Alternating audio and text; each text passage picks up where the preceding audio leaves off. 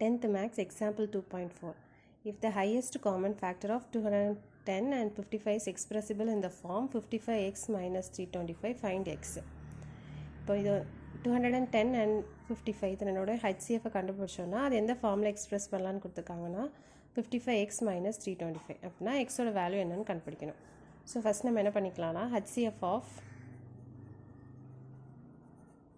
210 and 55 இதை Euclid's algorithm use பண்ணி கண்டுபிடிச்சிடலாம்.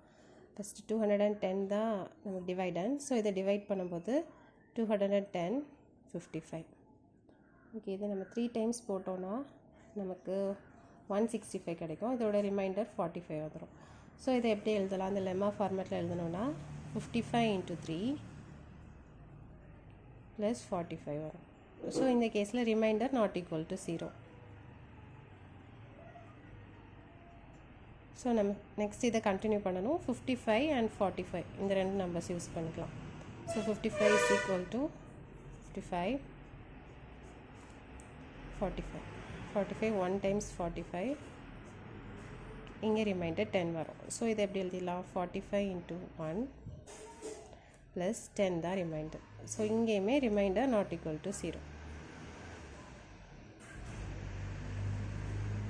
ஸோ நெக்ஸ்ட் ஸ்டெப்பில் 45 and 10 யூஸ் பண்ணி எழுதணும். ஸோ 45 is equal to 45 10 போட்டோன்னா 10 4s are 45 சாரி 40. ஸோ நமக்கு ரிமைண்டர் 5 கிடைக்கும். So 10 into 4 + 5. ஸோ இந்த கேஸ்லேயுமே நமக்கு வந்து remainder not equal to 0. So next என்ன பண்ணிக்கலாம்? 10ஐயும் 5 வச்சு எழுத போது 5 2s are 10 கிடச்சோம். ரிமைண்டர் 0 வந்துடும். ஸோ நமக்கு HCF வந்து 5.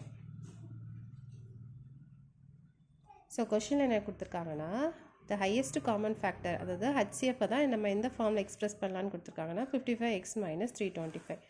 ஸோ 55x minus 325ங்கிறது இந்த HCF 5ஓட வேல்யூ. ஸோ நெக்ஸ்ட் ஸ்டெப்பில் 55x மட்டும் ஒரு சைடு இருக்கட்டு, இந்த 325 அங்கே கொண்டு போகும்போது இது ப்ளஸ் 325 ஆயிரும். So 55x is equal to 313 convert ஆயிரும். So x is equal to 330 divided by 5. So இது ரெண்டையும் நம்ம கேன்சல் பண்ணோம்னா ஆன்சர் வந்து நமக்கு 6 கிடைக்கும். ஸோ நமக்கு எக்ஸோட ஆன்சர் வந்து 6, வேல்யூ வந்து 6. ஸோ தேங்க்ஸ் ஃபார் வாட்சிங்.